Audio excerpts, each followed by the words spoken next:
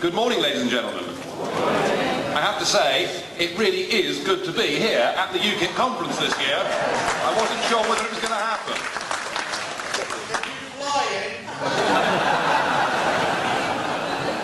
I tell you something, you know how we often say never again in life, don't we? Quite often the morning after, in my case. But the one thing I will never be doing again, sir, is flying in a light aircraft anywhere. You have my absolute promise on that. I want to say that I'm sorry that Malcolm Pearson has stood down as leader, and I say that because he is a very fine man. You would not meet in any walk of life anybody more open, honest or decent than Malcolm.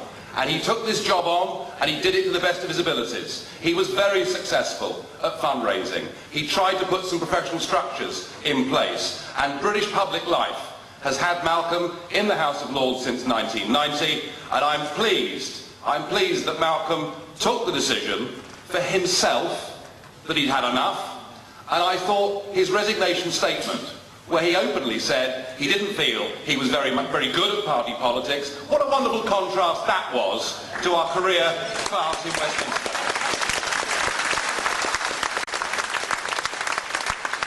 But he's still very much with us. He'll be back in the House of Lords, and in fact he's about as popular in the House of Lords as I am in the chamber in Strasbourg.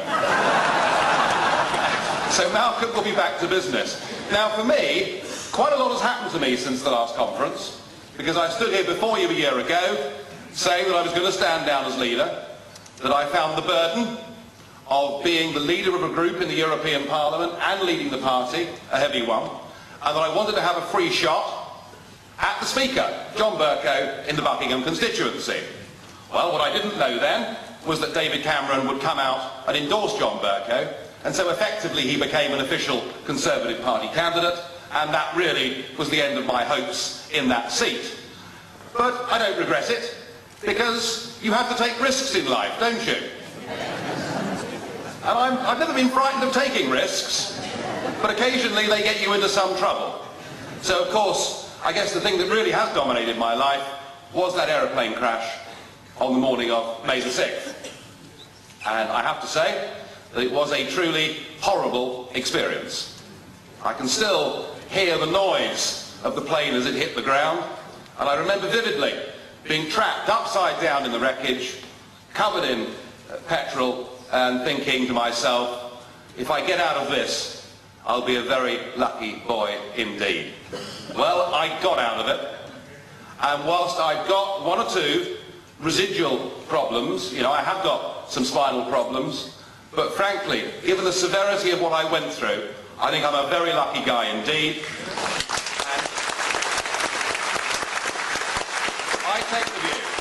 I take the view that having been through that and having a slightly bad back, I've got to take the view that the glass is half full and not half empty, so we should all drink to that.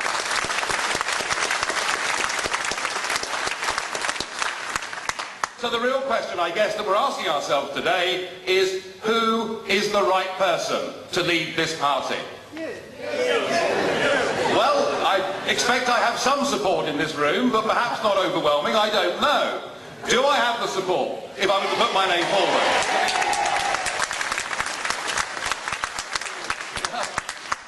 I have to tell you that I've been agonising over this decision, because I still have the burden of the job in Brussels, a job that I think is very important indeed. The work that we do over there is now reaching millions of people through YouTube. The UKIP MEPs, who are more engaged now than they've ever been, are getting a lot of press coverage. And we should pride ourselves that it's UKIP that is the leading Eurosceptic party across the entire continent. So I've got a lot of work to do there. And in many ways, this decision has come at the wrong time for me, because I do have a bad back. I do get tired much more easily than I used to, and my stamina, frankly, is not what it used to be. I'm also concerned that if I put my name forward for this, once again, the burden, the strain that it places on the wife and the children is something that at times can be very unpleasant for them. So much of me says that I really ought to stand aside, that the timing for me isn't right. And I have to tell you, that was very much my position at dinner last night.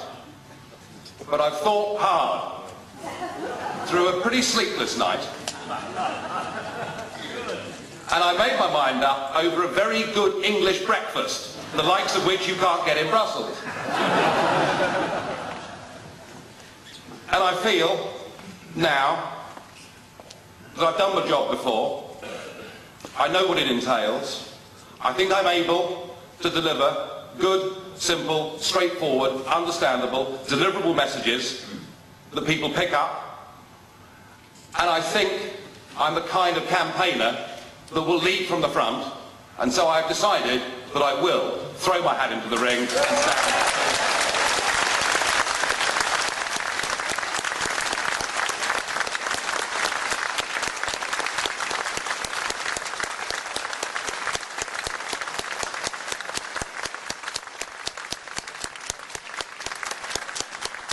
Now, we've got much to sort out within the party. We've got to get more professional. The problems I mentioned earlier need to be dealt with. So let's not delude ourselves. We have a lot to do.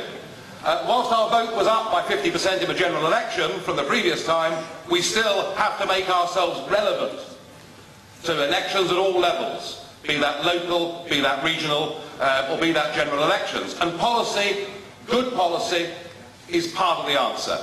But actually rolling our sleeves up and getting more professional about our planning, that's the other part of it. And I believe if we're seen again to be a real campaigning party out there on the streets, we will attract many thousands to our cause. And what I've noticed going around the country are the number of young people who are now turning to UKIP.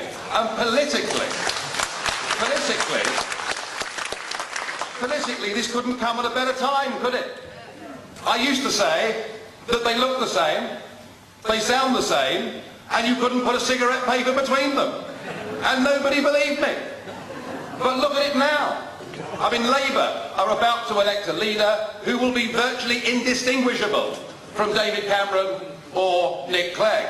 The Labour Party has completely turned its back on patriotic old Labour, and what we saw, certainly in the European elections, and I think a bit in the general election, is especially in the north of England, some of that patriotic old Labour vote coming to UKIP, and incidentally not in big numbers going to the BNP. And if one of the roles of UKIP in British politics is that we're here and we'll put the BNP out of business, that wouldn't be a bad thing to do, would it?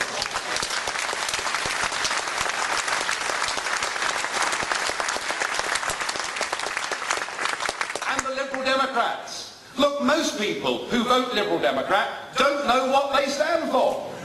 They vote Liberal Democrat on the basis of a plague on both your houses. It's been the protest vote. And there are now going to be huge numbers of Liberal Democrats who in the past, oddly, would say to themselves, shall I vote Lib Dem or shall I vote UKIP? I mean, it seems incredible, but it's true.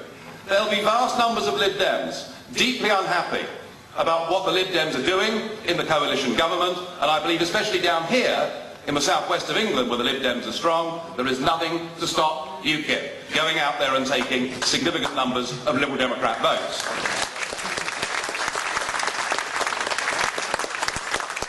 And then we come to the Tory party. I'd love a pound for everybody that said to me over the course of the last few years, well, of course, David's not saying much at the moment. But just wait until he gets into government. Just wait until he gets into government. My gosh, he'll be a real Conservative then. Well, let's just look. Just look at what Cameron, Clark and Hague have done in these first few weeks. Apparently prison is no longer a good idea for burglars and shoplifters. We've signed up to a European External Action Service. We've accepted in principle a European foreign policy. On virtually every issue, there now must be millions of people out there who have always voted Conservative, and our message to them has got to be, there is not a Conservative party any longer. It does not exist. The vacuum is massive.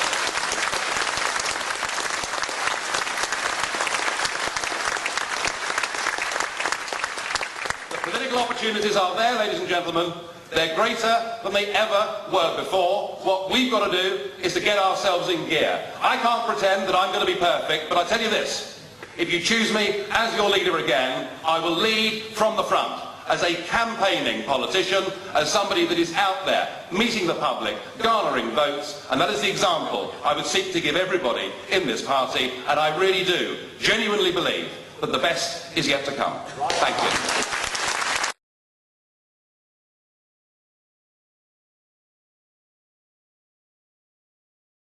To find out more about who we are and what we stand for, go to the UK Independence Party website at www.ukip.org.